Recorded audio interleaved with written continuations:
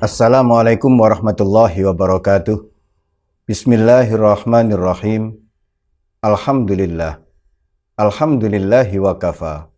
Wassalatu wassalamu ala imami ahli sofa wal wafa. Sayyidina Muhammadinil mukhtaril mustafa. Wa alihi ahli sofa wa sahbi ahlil wafa.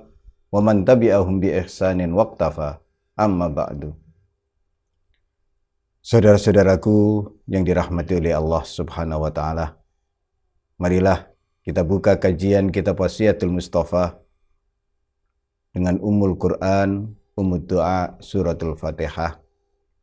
Berharap mudah-mudahan ilmu yang akan kita kaji bersama-sama ini nanti dijadikan ilmu nafi', ilmu yang mendatangkan manfaat, menolak madarat, serta menarik keberkahan-keberkahan hidup kita di dunia wal akhirah. Ala hadhihi niyyah wa ala kulli niyyatin salihah. Wa ila hadratin nabiyil mustafa Rasulillah sallallahu alaihi wasallam wa alihi wa ashabihi wa azwajihi wa dzurriyyatihi wa ahli baitihi ajma'in. Lahumul Fatihah.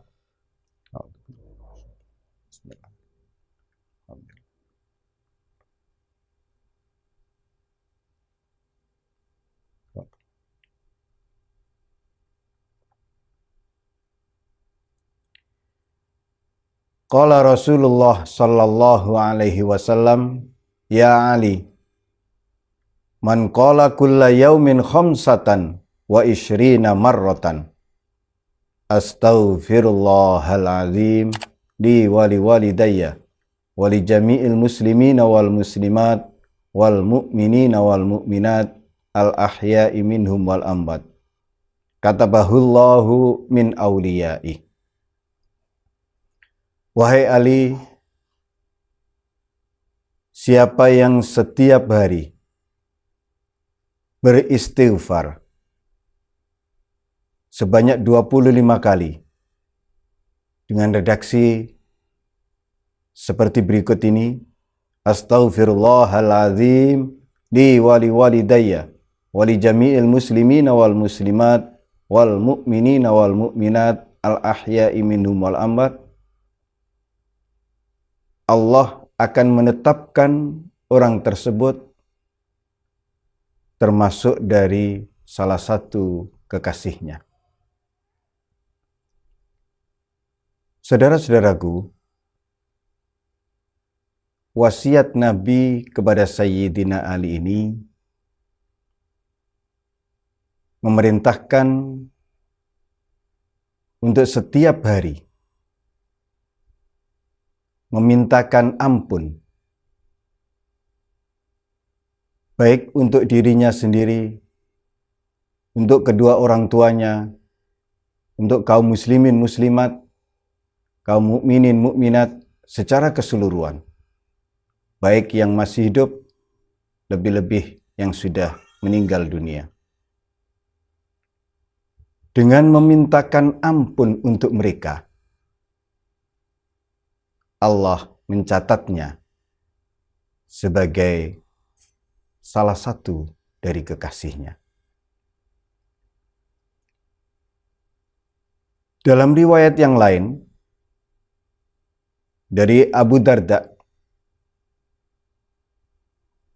Rasulullah SAW bersabda, man istaghfara lil mu'minina wal mu'minat kulla yaumin sab'an wa ishrina marrah au khamsan wa ishrina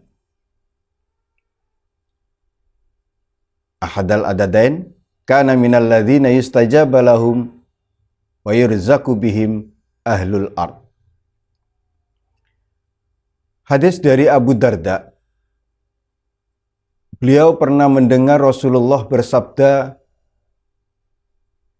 siapa yang setiap harinya memohonkan ampun, beristighfar untuk kaum mukmin, baik laki-laki maupun perempuan, sebanyak 27 kali atau 25 kali, dia tercatat sebagai orang-orang yang diijabah doanya. Bahkan rizki penduduk bumi, Allah memberi rizki kepada penduduk bumi disebabkan oleh mereka. Satu lagi riwayat dari Ubadah bin Samit. Rasulullah sallallahu alaihi wasallam bersabda, "Man istaghfara lil mu'minina wal mu'minat, kataballahu lahu bikulli mu'minin wa mu'minatin hasanah." Rawahu At-Tabrani. Siapa yang beristighfar untuk orang-orang beriman, baik laki-laki maupun perempuan, Allah mencatatnya. Allah menetapkan satu kebajikan untuknya pada setiap orang-orang beriman, baik laki-laki maupun perempuan. Saudara-saudaraku yang dirahmati oleh Allah Subhanahu wa Ta'ala, amalan istighfar terlihat sederhana, akan tetapi jika kita pahami lebih jauh dari sisi lisan kita, hendaklah lisan kita terbiasa beristighfar. Apalagi wasiat Nabi kepada Sayyidina Ali ini tidak hanya beristighfar untuk dirinya sendiri, juga beristighfar untuk kedua orang tuanya, untuk muslimin muslimat, untuk mukminin mukminat.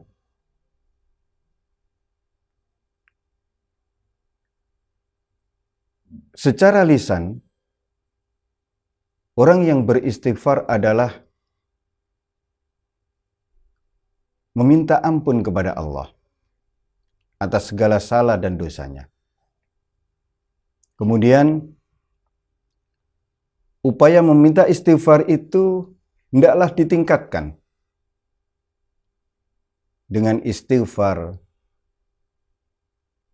dalam bentuk bahasa tubuh. Orang yang beristighfar adalah orang yang menyadari dirinya punya salah dan dosa. Orang yang beristighfar adalah orang yang menyadari, bahkan mengakui dirinya punya salah dan dosa, yang kemudian mendorongnya untuk meminta ampun. Orang yang bersalah tentu berharap dimaafkan kesalahannya. Orang yang berdosa tentu berharap diampuni dosa-dosanya. Orang yang bersalah tentu berbeda dengan mereka yang merasa tidak bersalah. Orang yang bersalah berbeda sekali dengan orang yang mengaku tidak bersalah, padahal nyaris tak seorang pun yang tidak punya salah dan dosa kepada Allah Subhanahu wa Ta'ala. Oleh karena itu, guru kami mengajarkan istighfar untuk dibaca setiap pagi dan petang.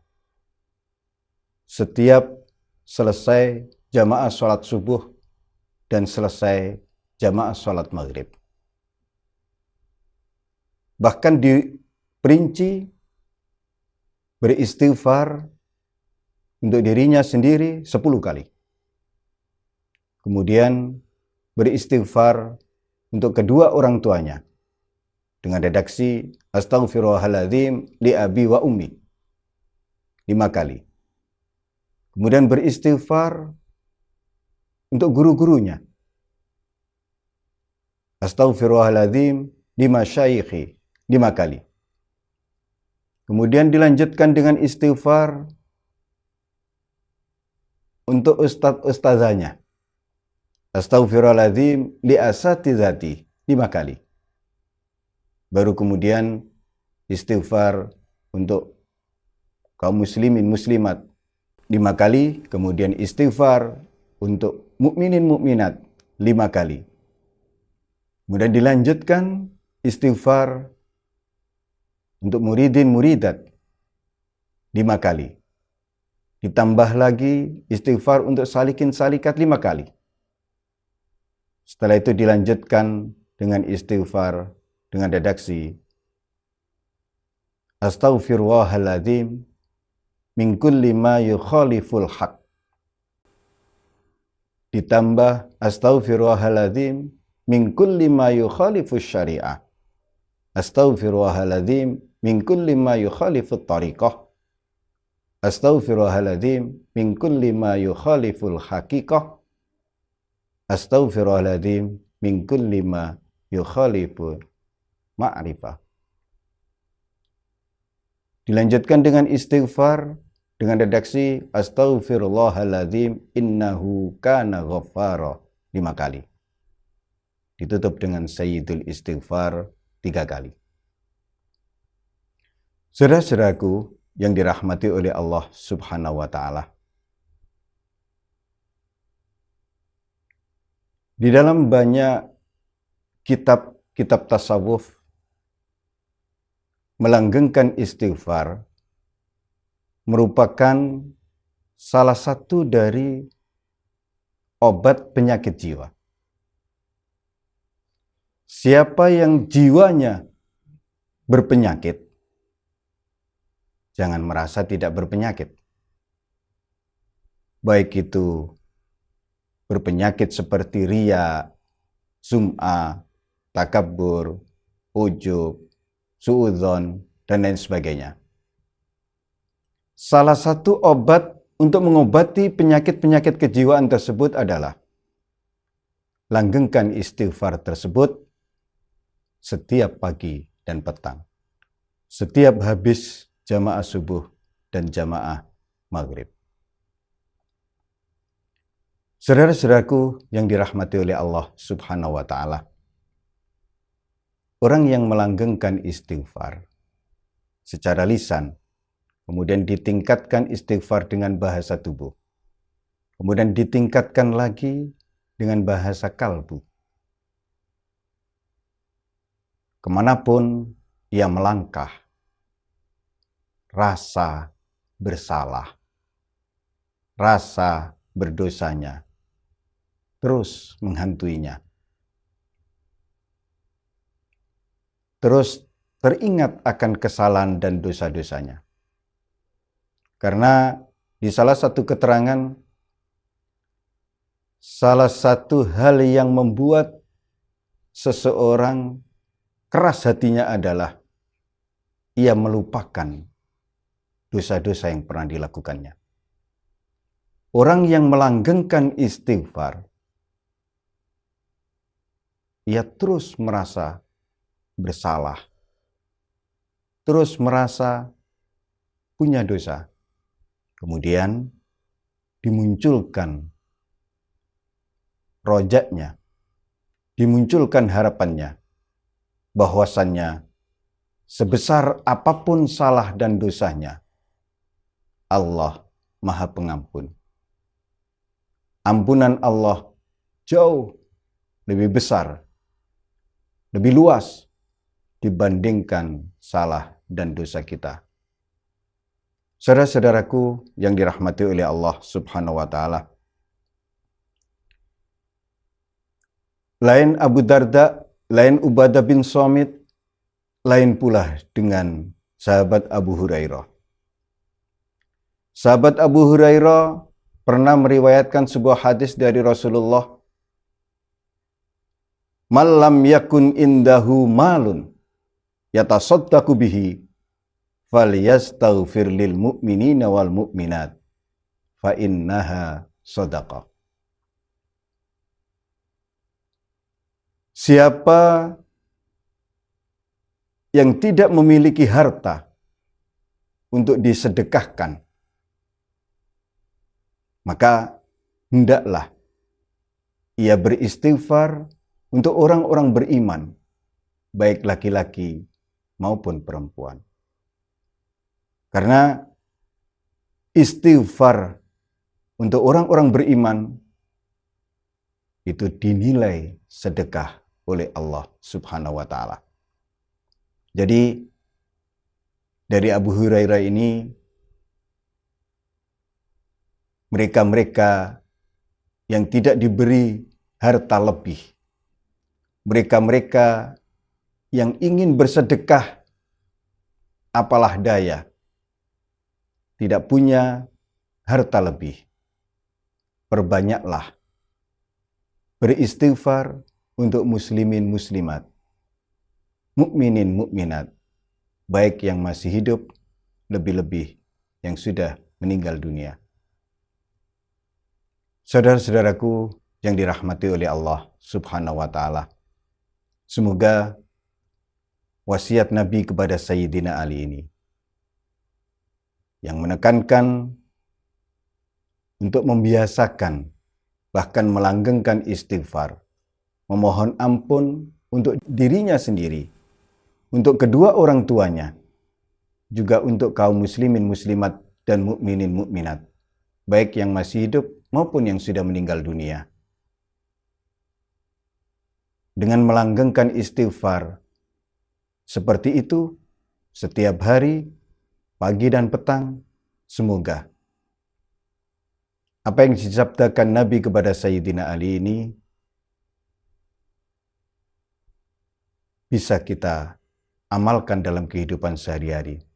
Sehingga dengan melanggengkan istighfar tersebut, kita dicatat oleh Allah sebagai salah satu dari kekasihnya.